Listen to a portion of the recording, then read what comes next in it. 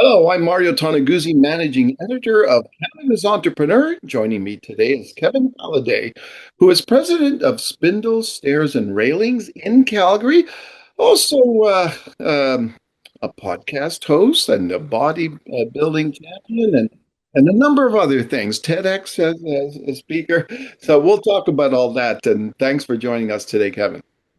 You know what? Thank you very much for having me on. I'm pretty excited about this because, like you said, we talked years ago in your past life what you were about, and it's you think about it, the 6 degrees of separation, how close everybody is, and here we are today. And thanks for having me on. Okay, let's start with the company first of all. Tell me a little bit about Spindle Stairs and Railings, what it is, and what you guys do. Well, I'm going to tell you what it is because you know what the interesting part of it is? It's exactly what it sounds like: spindle, stairs, and railings. And no, we don't do transmissions. And we've been around for like 26 years now. Wow. And what's really interesting and young entrepreneurs out there, when you're starting a business, this is the crucial part. Now, the website hadn't started yet. So we wanted to basically 26 years ago and say, how do you actually take your name, Spindle, Stairs, and Railings? And it was just coming out on the internet. And what we did is we put it there and we actually got top rankings way back in the day. I think porn was one of the highest ratings back there before they actually banned it. But that's why we did Spindle Stairs Railings, because it was in the name. So Oh, cool. Yeah. And how did you get into that? How did this all come about, this business company? So what had happened when about 25, 26, yeah, 27 years ago. So I was in television and radio before that. And I worked for the Chum Group and there. And then my parents had a business called Spindle Factory and great company, great people. We just didn't see eye to eye like in a family business. And that's a lot of the struggles of young entrepreneurs working in family businesses. Mm. And I turned around and I went and started my own business, which was Spindle Stairs and Railings in Calgary. And we became one of the fastest growing companies in Canada. We won Profit 100 fastest growing company, Alberta companies for fastest growing company, most profitable company. We went from zero to like 200 employees, like within probably 5 years. It was crazy. So very exciting. Yeah. Now, what I found really interesting about your bio, and there was one line that caught me there, and your bio said, "Life doesn't end at 50; it starts." Tell me the story behind this. Well, that's a great question because what happened was, is as being an entrepreneur as a young guy, owning my business, and we're really successful. So as a young entrepreneur and then going, I'm being great. I used to go out and drink with my buddies at night and say from 3 o'clock, 4 o'clock, have a couple drinks and solve the world's problems. Yeah. But it's one of those things you don't know you're in jail until you break out. And then as you start getting older, and yeah, we're successful, things are going, your mind starts to click. What's more out there? And it came in where I was 50 and I had gout, I had cancer, I had sleep apnea, I was 250 pounds overweight, and I was an alcoholic and drinking all the time. Functional alcoholic because the greatest thing about it is I'd only drink after 3 and I wouldn't drink during the day. But it was one of those things that find out who your basement friends are and your balcony friends are. So how it all started at 50 was that as owning businesses and doing that, you don't know you're in jail until you break out. And the biggest thing happened, all of a sudden I said, what would happen if I actually became clear with my vision? Yeah, I'm successful. Yes, I can do things. And then all of a sudden it changed. And it was like one of those things because change happens in an instant. And once I realized that, I got rid of my gout and I had it severe. And that was like eating healthy and all of a sudden exercising. My sleep apnea, being 250 pounds overweight, it was gone. And with no medications, I had bladder cancer. And that was just from me being drinking too much. And so if you pee yellow or red, if you pee red, check it out. It's one of those things you definitely have to get checked out. And that was the changing point. And even to this day, like right now, I'm sitting here and I'm in AFib right now, like physically in AFib. But because I changed my lifestyle as a young entrepreneur, like at 50 and started looking after myself, these were markers from my past. So here I am in AFib today, but my doctors are saying, well, you're low enough that we don't have to cardio you out yet. They're going to, and that's coming up. But I'm healthy enough that I can actually function and be great. And the whole idea is about your health, your body, your mindset. And as young entrepreneurs and older, especially over 50, you really have to look after yourself internally and respect your body because boy, do we change. Do you think it's tough? When you look at entrepreneurs, very stressful, right? Very stressful. You're running your own company, and depending on how that looks, it could everything could fall on your shoulders, right? As an entrepreneur, you're stressed out in terms of doing stuff. And then also stressed out thinking about the future in that. So, is it easy for entrepreneurs to take whatever food and alcohol as kind of things to try to get their minds away from the stress that they're under? Well, it's a good question because what's interesting about it is, and this is my belief system, there's no such thing as stress. It's a storytelling. Your body and what your body can do and manifest is all in your mind. So having a positive mindset in anything, because in life, really, when you look at it, we all tell ourselves a story. Oh, you know what? I'm not going to be successful because of this. I've got the imposter syndrome on my shoulder, guy, and he's saying, "Oh no, you can't do it. Oh, it's stressful. Oh, if I fail, then everyone's going to think bad of me." Get rid of that because there's no such thing as stress as once you have your inner being and you just go, you know what? What's the worst thing that can happen? Nothing. I have my health. Worst case, I'll go get another job. You know what? I'll start up another company.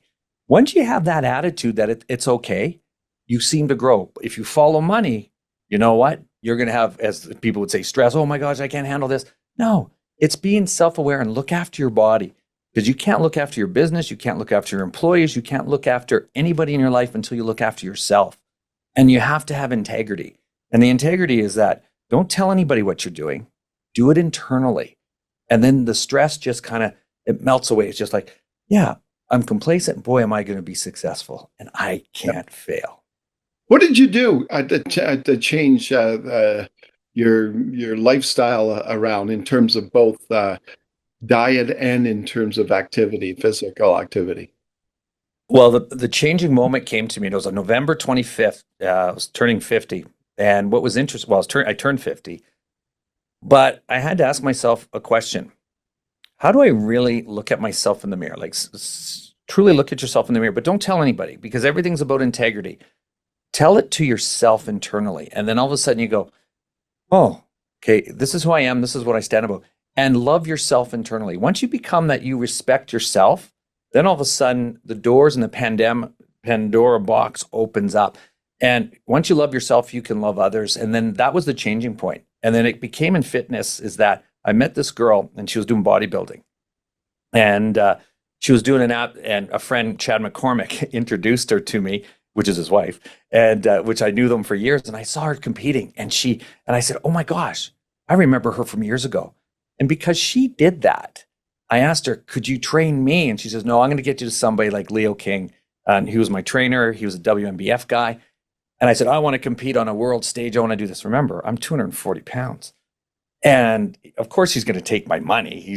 And we'd be crazy not to. Here's a guy that's going to want to work out. I'm going to take your money. But the thing is, I had to ask myself the true question inside. Am I prepared for it? And once I visualized it, vocalized it, I became it. And what a relief in your system knowing that you could do anything. And I did it at 50. If you're younger and you did it, oh my gosh, sky's the limit. Yeah. So it was self-love. Was the starting part is believe in yourself internally and look after your body. Feed it what it needs to be fed. Proper foods, proper exercise, just proper mindset. And you became a bodybuilding champion? Yes. Yeah. So I started as 240 pounds. And now, 240 pounds, losing weight, working out every day. And then what had happened, this was a few years later, going in practicing. Now, I'm the bodybuilding champion in my categories of age categories because I'm 58 years old. And so I got ripped right down. So got ripped down. And so my competition is guys around my age. Now, there's guys that are obviously way bigger, muscular, and they might use steroids or stuff like that. But I'm not in that. I'm in the natural field. But in the natural field too, as when you're older, you want to be very clean in what you're doing and what you put in your body.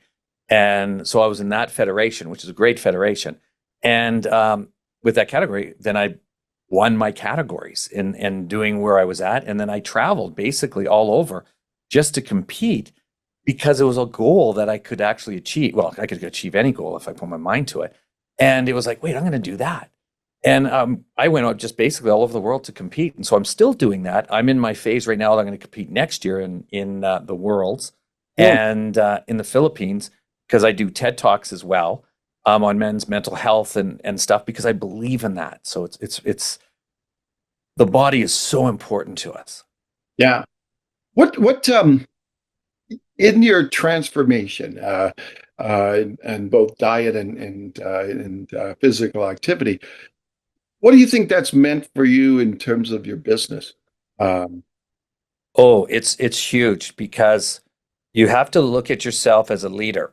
And when you look at a leader and then you're changing yourself, you have to get rid of your what I call them is we have our basement friends and we have our balcony friends. Now, basement friends, will they pull you down and do this? But just like in business, just like everything you're doing, you have to actually get rid of those people in your life that don't serve you properly. If they're pulling you down, don't be friends. And I basically got rid of all my friends. And it would have been business colleagues, it would have been anything because yeah. it wasn't tension relieving. If it was tension relieving or was it goal achieving? And for me to achieve my goals to be the best human that I possibly can, I had to get rid of my friends. Was Mm, it hard? Of course. But you know what? We're here for a better purpose and all of a sudden be a great human to yourself.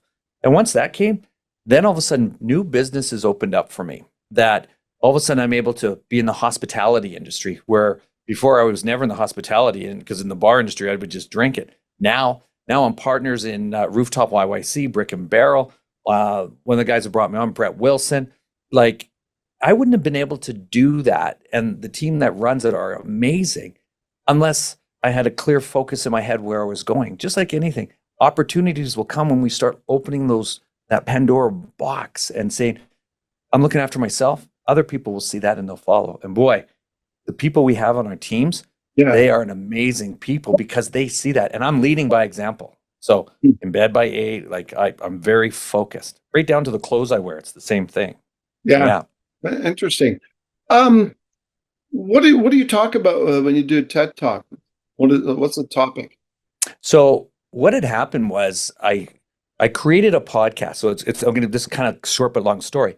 So what happened during COVID? I created this shed. Okay. So it's a 10 by 10 shed. And then we'd have entrepreneurs come to the shed and we'd have a conversation about the world just blew up in COVID. Okay. We're all in the same playing field. This business is done, this business is done. And we're going, well, if you're reading it in the paper, it's already too late. So we're sitting here and we're talking just in the shed. It's all like how it is. When we started talking, and men face to face, we started communicating. Then as we're talking, the door opened up between each of us and about suicide and about our emotions, about how we felt. And I'm going, I didn't know that was a problem. I didn't know that. And as we're doing, it's called the shed effect, the shed talk while we're talking. And I said, this is incredible that we're having this conversation. I said, why don't we start a podcast and talk about this stuff that people would want to hear? I said, I'm going to do it. Let's just start out. I did. Then I started getting more people involved in it and talking. And then I realized conversations with men are basically not face to face, but we're shoulder to shoulder. And it's parallel activity. And it's creating that conversation of open space that we're doing because suicide rate amongst men between the ages of 55 and 75 is the highest, with 70% are white males. And I looked at that and I went, oh my God, that's incredibly high. We need a voice. So my TED Talk, to make this go around, I said, I need to do a talk. I need to talk to men about what is it like to have health, wealth, and mindset, how to create purpose in your life after 50. Because a lot of men have been divorced. All of a sudden, they're going through their second divorce, and all of a sudden their kids are growing up and they're gaining too much weight. They can't find purpose. And then all of a sudden they're going, oh, I got ailments, my heart, I can't do this. And then they just start to go down the slide. And I'm going, no, life starts at 50 because your wisdom and your power of who you are, change your body, change your mindset, and you become that person. Because we look at the woke crowd, we look at women, and nobody talks about the white guy. And I'm not doing as white as in prejudice or anything, is that we're a lone wolf out there right now as the man. And yes, we could talk about mental health, but let's talk about the men between 55 and 75 years of age and how high that is. And my TED Talk is really all about men and what we need to do to open up, to listen, to give activity, to create what we call the shed movement, the ShedTalk. And that's where I'm really striving for, is to get that out there. And I want to do that worldwide. I'm traveling around and doing that talk and doing seminars about men over 50. You can be a bodybuilder. You can own these businesses. You can look great. You can stop drinking. You can have what you want at 50, at 55. And I'm 58 years old and I'm not stopping. And I'm looking, man, I never realized how much power I have inside. So that's what the TED Talk is all about. What do you think is missing for those men that are that take a big chunk of their lives, whether climbing the corporate ladder or trying to find success in the business world and his professional career? What's missing and what's lacking in their lives? The biggest thing that's lacking in their life is self-love, is actually understanding who they are internally. That outward goal and saying, I need money, I got to have this and bring it in. That's just superficial. But when you actually sit down and truly love yourself for who you are and what you stand for, and give back to whoever that is, it could be your family, it could be society, it can be anything, but truly respect your body and look after it. Because a lot of men don't. And that communication, they're very lonely and they don't communicate very well. Men don't communicate very well, especially face to face, side to side, shoulder to shoulder. If you're on a fishing boat, you'll be talking and you'll be playing hockey. When you're sitting with a guy playing hockey, where does your greatest conversation is when you're on the bench or when you're in the change room and they're sitting right beside you and you're talking, yeah, how's that? Oh, I just had my test for this. Communication happens when we're not facing each other or we're playing darts. And men need to have that communication more, to open up and have it. And it's okay. And to share those feelings and emotions, where a lot of them bundle it up. But we really have to feel it inside as a man to say, oh, hey, it's okay to talk about it, but I got to look after my body as well. Like, stop the drinking, stop. And what's really interesting, as entrepreneurs and older men going through their second divorce, and a lot of people don't talk about it, porn is really high in that on the aspects for men. And a lot of people don't talk about that is for men on the porn side, because on their phones, it's accessible that way. And it goes into a different direction. So it's being self-aware and say, oh, that's what it is. And adults are like when they're getting older and stuff. So things change. There's more to it, but that's the first thing, is just understanding it and having that first step to communicate about mental health with men over 50, 55 or any man. So yeah. Tell me some of the well-known guests you would have had on your podcast. Oh, well-known guests. They vary from all over. I've had Dave Asprey was one of my guests, and then I kept Shane. So let's do the local ones. So for Calgary and great entrepreneurs that come in there, Shane Wenzel, and coming in and then talking about the family, about businesses and where he's at, and Rockwood with Allison. An absolutely amazing woman, outstanding, and just a whole plethora of great entrepreneurs, that startups and doctors and just everybody, and men with issues, and not even issues, just talking about their mental health issues and just having a real conversation with them. In talking to these entrepreneurs, is there a common thread, a common theme in terms of why they're successful? Oh, mindset. It's the belief system that you have. You know that little guy that's on your shoulder, that self-doubt? There's no such thing as self-doubt. It's just, oh, well, that happened. And when we talk about stress, they might say the word stress, but when it really all comes down to it, it's like, oh, okay, well, that worked. Let's try it again. But what's the craziest thing about entrepreneurs, and you can really, because there's entrepreneurs that actually created a job, which they're an employee, right? They say, oh, I'm an entrepreneur. Well, you bought yourself a job. Then there's the entrepreneur. You can actually see there's levels of them. And I'm going to use this as an example and tell you is what a thing about an entrepreneur, and you're true entrepreneurs, it's about your support group. A true entrepreneur actually has a great support group. It might be EO, YPO, Tech, McKay. It can be any of those, when you're in these groups of mentorship, okay, that are helping you out, if not family, not friends, okay. So I'm gonna take that. If you have your mentorship is family and friends, you just bought yourself a job. Appreciate it. You're gonna work hard. Get outside of that, and true entrepreneurs are the ones that are dealing with other entrepreneurs that have the same problems, because the difference is we get to share those ideas because we're on an island all by ourselves, and that lonely island is very lonely. And when you reach out and you belong to organizations like EO or YPO, what Yeah. happens is you're able to actually share that experience and not be judged. Hmm. Now that's the most important thing. And there's no ego, because this guy is going to have $100 million or $10 million or whatever. The ego is out the door, because it doesn't matter what car you drive, how big your house is. It's about, I have the same problem with taxes. I have the same problem. And businesses as a whole for entrepreneurs are always the same. HR, Hmm. staffing, okay, government, and well, obviously people, payroll. They're all the same. There isn't anything different. As an entrepreneur, we have the same problems and concern. Doesn't matter if I'm in tech, stairs, in Spindle Stairs and Railings, or in the Barn Street. That's why I'm in all these different businesses, but they're all run the same. They just have different dynamics to it and expertise in it. But I'm not the expert. I'm the guy that I can run the hospital, but I can't do the brain surgery. So you hire those people. Yeah, So yeah. exactly. All righty. Well, thanks so much, Kevin, for joining us today. It was a pleasure talking to you. Well, thank you very much for having me on, and we'll see you the next time as well. Okay, great. That was Kevin Halliday, who was president of Spindle Stairs and Railings.